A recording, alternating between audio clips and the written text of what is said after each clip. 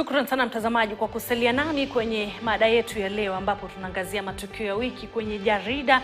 Ni awamu nyingine tena, na kwa sasa nataka tuangazie swala zima la mgomo wa madaktari, mgomo ambao sasa umeingia mwezi mzima hivi, kila pande zote zikisimama kidete kwamba sharti yale ambayo wanataka yaangaziwe kikamilifu, lakini serikali wamewataka madaktari hao kupitia viongozi wao, kupitia miungano yao kulegeza misimamo. Na bila shaka sijui tulikuwa wapi? Tulikuwa tuanze hapa. Mgomo huo madaktari, wiki nyingine tena hivi imetamatika na kusema kweli hakuonekani kama ambao kuna suluhu ambayo inapatikana. Itakuwaje hapa suluhu itapatikana? Pengine madaktari walegeze msimamo kidogo, wakuje kwenye meza ya mazungumzo, warejee kazini. Tayari wanapokea vitisho kutoka kwa serikali za kaunti. Hili ni jambo la kuhuzunisha sana. Jambo ambalo kusema kweli serikali ya Kenya Kwanza haijachukulia haya mambo na uzito ambao unafaa. Huu mkataba ambao madaktari wanapigania ulisainiwa 2017 wakati Rais William Ruto alikuwa deputy president, na walikubaliana na madaktari vitu kadhaa. Malipo ya madaktari, ule wa chini analipwa at least 212,000, ule wa mwisho juu analipwa 814,000. Wakakubaliana mambo ya vile madaktari watakuwa mambo ya medical cover, equipment za kazi, na wakaelewana vitu kadhaa kwa huo mkataba. Saizi unasikia uchungu sana wakati waziri wa afya anaenda kwa matanga anaongelea vitu ambazo ni na uzito sana kwa matanga. Anasema mimi wakati hiyo mkataba ulisainiwa nilikuwa. Then unashangaa huyu ni waziri kweli? Huyu waziri anajielewa kweli? Serikali ambayo tunayo saa hii kwa constitution, inamaanisha kwamba hata kama haukuwa ilo wakati mkataba ukisainiwa, ukiwa kwa serikali saa hizi lazima uendanishe na mkataba ambao ulisainiwa hata kama haukuwa. Perpetuity, ile vile government inawaka. Kwa hivyo serikali ikisema kwamba haijui hiyo maneno na hao ndio walisign, serikali yenyewe ilisign, haifai kwamba wakati walisainiwa haukuwa. Kwa hivyo ukifika sasa hauwezi kuangalia hiyo maneno. Lazima uweze kuangalia hiyo maneno kwa siri. Lazima. Kwa hivyo ni jambo mbaya sana wakati serikali inaanza kutishia madaktari, wao tutawafuta, tutafanya nini. Wacha wafuta waone. Mbona wajawafuta hadi saa hii? Wakiwafuta saa hizi. Sisi mawakili kwanza tutapata kazi. Tutapata kazi. Tutakimbiza hii serikali vizuri, tuwapeleke kotini na tuwashtaki. Kwa hivyo ni jambo ambalo serikali na fight ndani sana. Na I think pia jambo lingine ambalo tunafaa tuangalie, kama hii serikali wameingia kwa hii serikali kutengeneza pesa. Wanasema yule mtu mmoja anasema kwamba serikali haina pesa ya madaktari, ili hali serikali yenyewe imeenda imeongeza, imesema inataka ku renovate State House. Yeye mwenyewe alisema kwamba vitu kama hizo tunaangalia wananchi kwanza. Mahasla 300 million ku renovate State House. Ndio hao wameongeza budget ya deputy president. Ndio hao wameongeza budget allocation kwa cabinet, prime cabinet Musalia Mudavadi. Pesa mingi sana. Ndio hao wamebadilisha magari. Siku hizi unaona magari za kitambo kweli, magari mpya. Ndio hao wanatembea na masaa ambazo ya bei ghali sana. Kwa hivyo ni priorities za hii serikali. Hii serikali haijali Mkenya wa kawaida. Wale mahasla walidanganywa, mahasla walitumiwa waingize serikali. Saa hizi wanahangaika. Wale wadosi ambao walienda kuomba mahasla kura wanaenda ngambo. Umesikia juzi mwingine amekuwa London anatibiwa, na rebosa akifika pale anatoa kadi yake, wana swipe haraka anatibiwa. Mkenya ataumia tu. Kwa hivyo hata mimi hii maneno yote tumefika hapa, mimi nalaumu pia Wakenya wakati nafika wakati kuchagua watu pia hao wako so gullible. Kwa hivyo serikali inafaa irudi chini, isikize madaktari. Walisign mkataba. Honor that agreement. Honor it. Ama kama unaona kama imekuwa too expensive, ama ukiangalia pengine economy haifanye vizuri, ita madaktari mwambia kwamba tukao tumeelewana mtapata hii pesa. Wacha tuanze kufanya kwa polepole, ama peana payment plan, ama implementation plan ambayo iko reasonable. Ama daktari ni Wakenya pia wenzetu, watasikiza. Lakini wewe unasema ya kwamba msipoenda, unawatishia msipoenda hospitali tutawafuta. Huyo ni waziri anaongea. Huyo ni rais anaongea. Hiyo ni Kenya gani? Kenya gani? Kenya gani? Kenya gani? Rais amesema tujikune mpaka kule ambako tutafika. Mimi nimeona hela hakuna. Hapana. Hiyo ni uongo. Mimi nimeona yale naweza sema matakwa ambayo madaktari wanataka. Na nimeona kitu ya maana sana. Mazingira ya kufanya kazi ni bovu. Na ni ukweli. Kwa saizi ukienda katika hizo hospitali utapata hata microscope hakuna. Utapata madawa hakuna. Hata glove wakati mwingine hakuna. Unatumwa katika chemist fulani ili uende ununue dawa, hakuna glove vile umesema.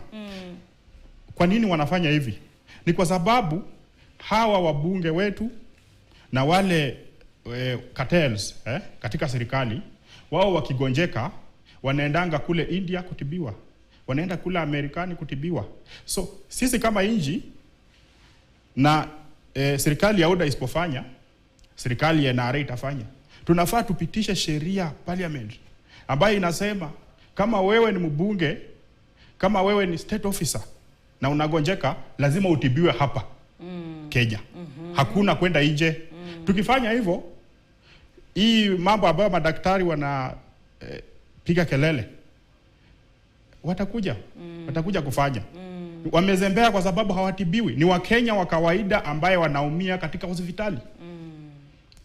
So mimi naweza ambia daktari, mali yoyote penye yako, mgomo uendelee. Kwa sababu yale maneno ambayo mnasema ni maneno ya muhimu sana. Mwananchi ndiye anaumia jamani. Hata kuna mahakama pia imewaambia warejee, alafu mazungumzo yafanyike wakiwa wamerejea kazini. Mwananchi anaumia, ni kusema ukweli, unasema ukweli sana.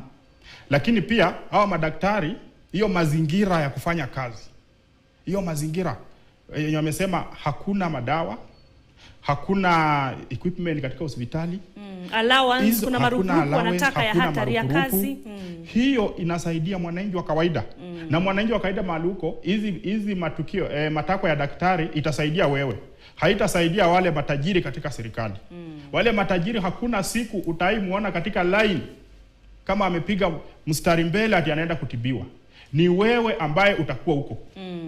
Mwananchi. Lakini pengine tuzungumzie mojawapo ya haya matakwa yao, ni swala zima la hawa wahudumu madaktari wanagenzi ama intern medics. Yes. Tulikuwa namsikiza wakati mmoja mwenyekiti wa tume ya SRC akisema kwamba wamekuwa wakipokea awali 200,000 wanapotoka kwenye shule wanaelekea pale wanapokea 200,000. Kwa sasa huenda zikapunguzwa wapokee kiinua mgongo ama stipend ya 70,000. Sijui wewe kutoka pale unakuwa, pengine rais hapo ndio anaingililia, anasema kwamba tunaona hii 200,000 ni pesa na kiasi kikubwa mno, wacha tukipunguze kidogo. Hapa pengine walegeze kidogo. Waonaje, ama wanastahili kizingatiwa kwamba ni watu wenye tajriba, ni watu wamesoma? Waonaje wewe wanapokuwa mojawapo wanapigania ni haya na wamesema hiyo nayo hawalegezi kabisa? Kulingana mimi pengine hiyo pesa ambayo wasema 200,000 kulingana mimi ni iko kwa kweli iko juu kidogo. Lakini kuna njia. Mimi sipingi mambo ya SRC. SRC iko pale ili kuweza kufanya nini? Ili kuweza kubalance wafanyikazi wote wa nchi hii. Hata kama pesa iko juu kidogo, kuna njia ya kuzungumza na mtu ambaye mmesaini mkataba. Mimi nimesaini mkataba leo tukaelewana ya kwamba na kuuzia hili shamba nikakupatia pesa. Sasa mimi nakuja kufanya shamba yangu, sasa unaniambia siwezi chukua shamba yangu tena. Ni kama ile wakati, ni kama sikuelewa hii maneno. Kuna njia ya kutengeza ama kurectify an agreement ama any issue ambayo mnagina mtu. Kwa hivyo serikali inafaa ikae na madaktari, ueleza kama ndio tulisaini mkataba, lakini kulingana na budget allocation yetu tuko namna hii. Na pia nikirejea pale nyuma, na sijaongea na daktari wote, lakini inashuku pia daktari pia wamekaza kama, kwa maana wameangalia serikali inatumia pesa vibaya sana pia. Mbona serikali mtu akuja renovate state house na 3 million was unnecessary? Mimi nimekuwa pale, sijaona shida na hiyo nyumba. Hatujaambiwa kwamba kuna ilikuwa ina leak. Shida yote. Sikuona shida yote. Uloni ilikuwa sawa. Ilifaa karibu nibaki pale. Sijaona shida yote. Tunaambiwa kwamba kwanza court sema kwamba serikali imeandika watu wengi sana. Rais mwenyewe ambaye alisema kwamba serikali ni ya mahasla, ameenda tena anataka kuongeza CAS 50. Hao watu mmoja hao anapata karibu 1,500, wengine up to 800,000. Ako na bodyguard wawili, familia yake anapata medical cover ambayo si ya Kenya peke yake, unaweza mpaka ngambo London. Huyo ni mtu mmoja. Ukipiga hesabu ya CAS 50, afadhali wapatie madaktari. Madaktari hiyo pesa. Pea madaktari hiyo pesa. Madaktari wafanyie wananchi kazi. Lakini koti ilisimamisha, kwa hivyo hawako kazini. Koti ilisimamisha, ndio. Kila mtu ana haki ya kuprotest. Mimi ni wakili. Order una complain na order. Lakini kama order pia ni favor, nitatafuta njia ya kufanya ni kuappeal.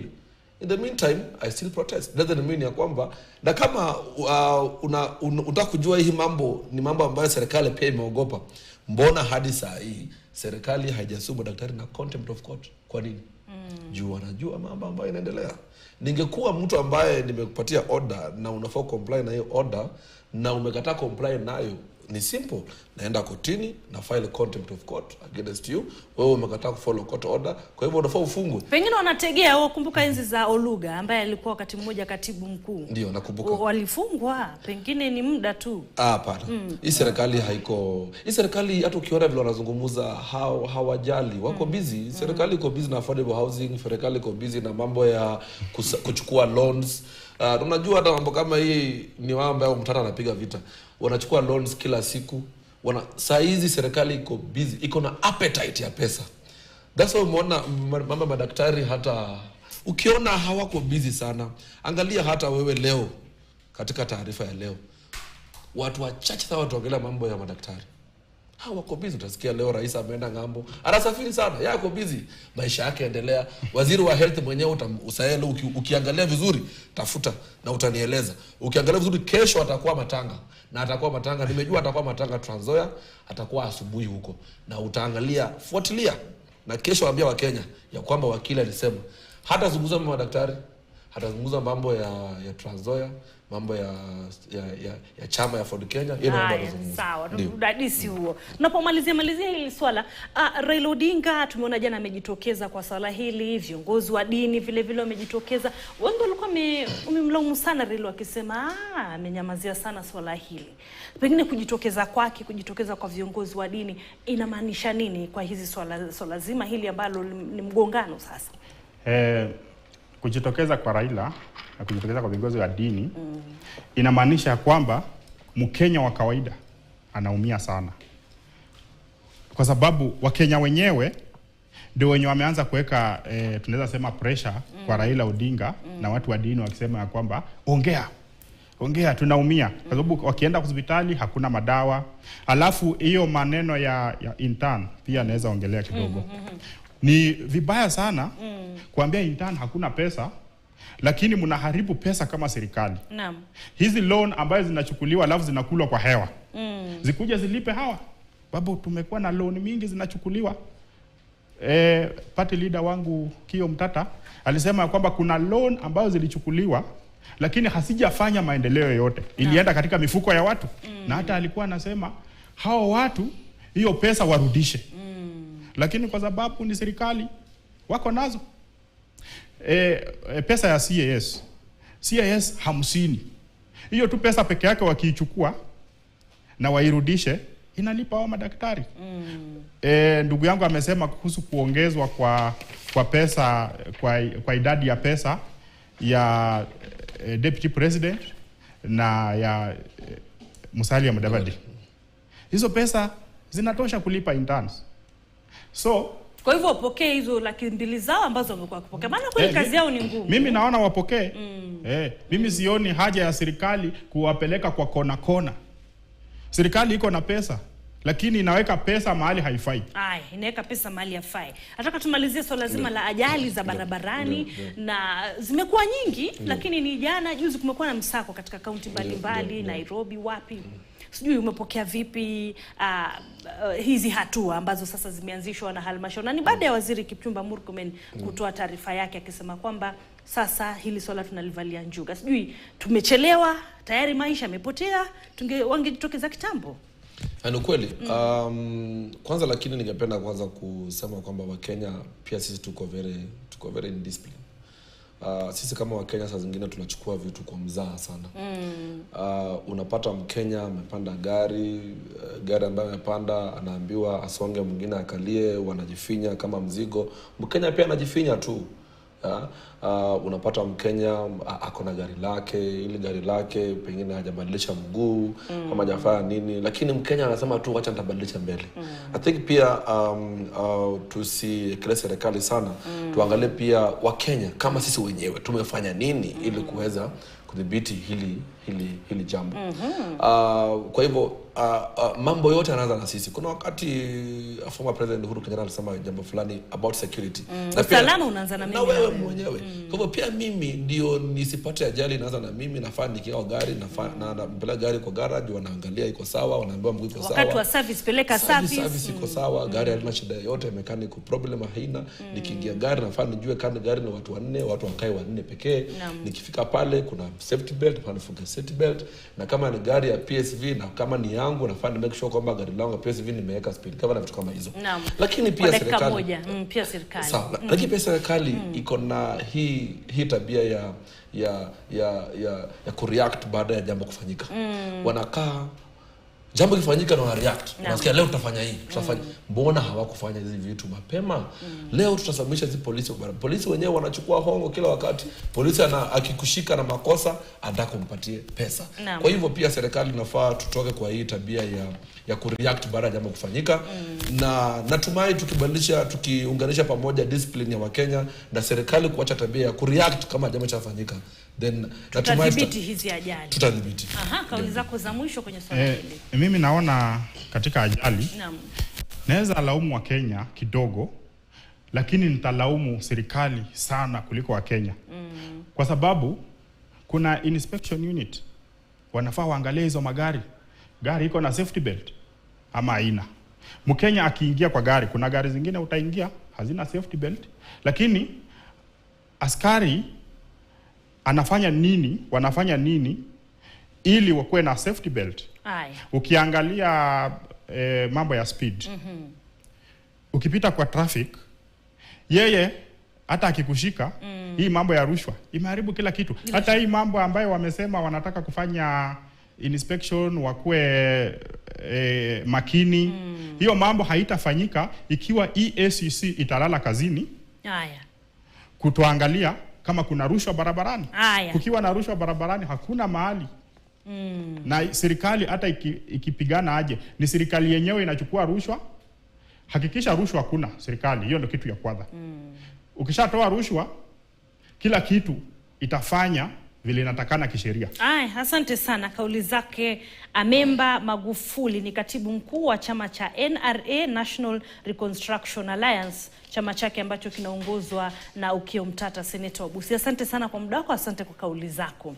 Naam, vile vile mtazamaji, tumekuwa na Edward Waswa, huyu ni wakili. Asante sana. Kutoka maeneo ya wapi? Trans Nzoia pale. Sisi watu wa George natembea. Tumesema kwamba sisi kama George natembea tunabadilisha maisha ya wananchi. Asante sana. Na bila shaka asante kwa muda wako, asante kwa kauli zako. Mtazamaji, nimekuwa mwendesha kipindi Cecilia Wakesho Mathuva, nitawapisha wenzangu na taarifa kwa lugha ya Kimombo. Siku njema, kwa heri.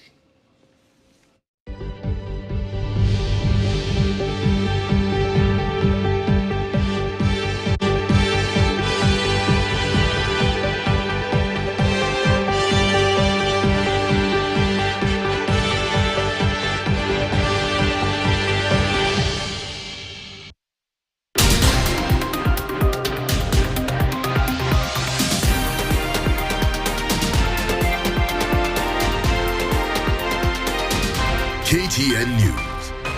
Get the whole story.